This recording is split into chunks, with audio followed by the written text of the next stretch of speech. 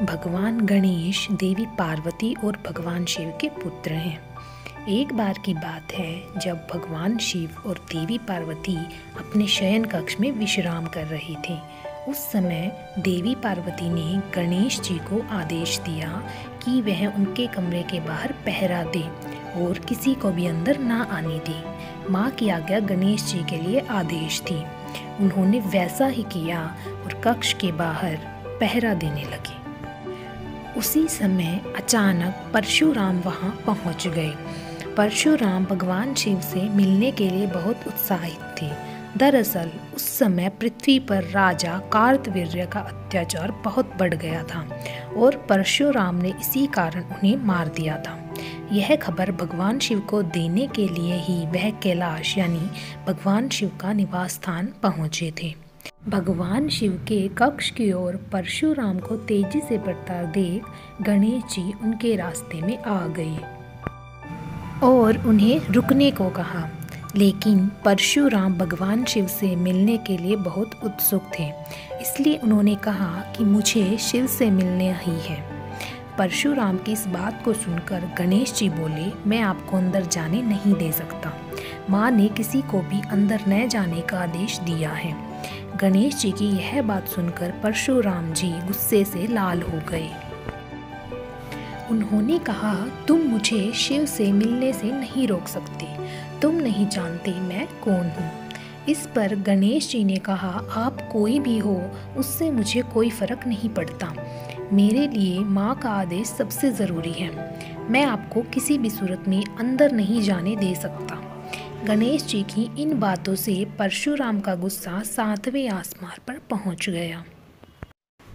वह बोले, अगर तुम मुझे अंदर नहीं जाने दोगे तो मैं तुम्हें हटाकर जबरन अंदर जाऊंगा।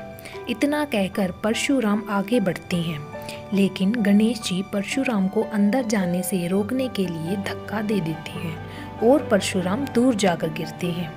खुद का अपमान होता देख परशुराम जी गणेश को सबक सिखाने के लिए कई अस्त्र शस्त्र का इस्तेमाल करते हैं, लेकिन उनका गणेश जी पर कोई असर नहीं होता। अंत में परशुराम जी शिवजी द्वारा दिया गया परशु गणेश जी को मारने के लिए प्रयोग करते हैं। वह परशु भगवान शिव का था, इसीलिए गणेश जी उसे पहचान जाते हैं और उसका सम्मान करते हुए उसका वार अपने एक दांत पर ले लेते हैं।